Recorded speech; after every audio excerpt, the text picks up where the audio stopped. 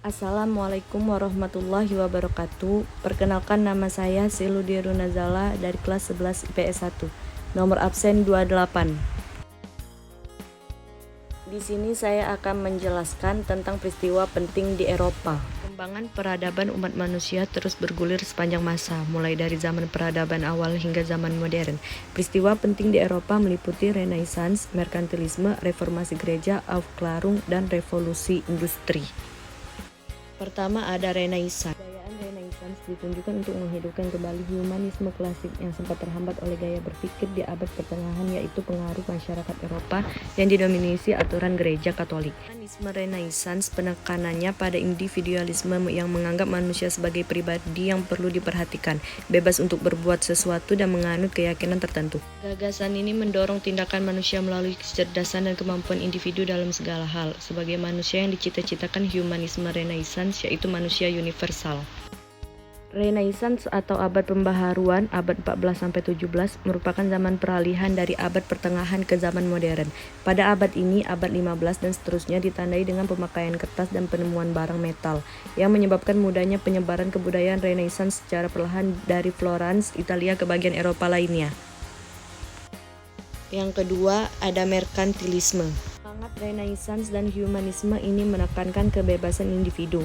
Hal ini jadi pondasi bagi lahirnya sekularisme di Eropa. Sekularisme yaitu gerakan yang mendorong dihapusnya agama dari ruang publik, karena agama itu urusan masing-masing individu.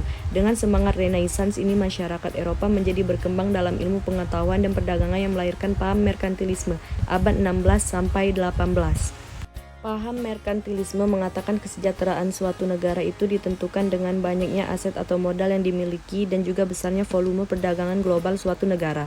Karena itu negara-negara Eropa berlomba untuk menjelajah samudra, di antaranya Portugis dan Spanyol berdagang rempah ke Indonesia. Paham inilah secara tidak langsung berpengaruh ke lahirnya kolonialisme dan imperialisme. Yang ketiga ada reformasi gereja. Selain berdampak di bidang ekonomi, gerakan Renaissance juga berdampak terhadap agama. Adanya praktek jual beli surat pengakuan dosa atau indulgensi yang menyimpang dari agama. Gereja mendapatkan kritik dan kecaman yang masif. Seorang tokoh yang gencar mengkritik praktik ini adalah Martin Luther, seorang teolog dari Jerman. Ia menempelkan 95 dalil di depan pintu gereja Wittenberg yang berisi kepercayaan, doktrin, dan praktik dalam gereja Katolik Roma yang mendesak buat direformasi.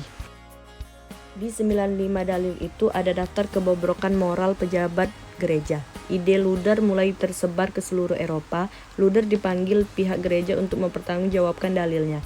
Kegigihannya untuk mengkritik gereja Katolik Roma itu disebut dengan reformasi Protestan atau reformasi gereja. Dengan adanya reformasi ini, maka lahirlah ajaran Kristen Protestan yang kita kenal hingga sekarang. Yang keempat ada Aufklärung. Aufklärung adalah pencerahan atau penerangan, yaitu emansipasi manusia sendiri untuk berpikir lebih bebas tentang masalah kehidupannya sendiri dan mendapatkan wawasan tentang hakikat dunianya.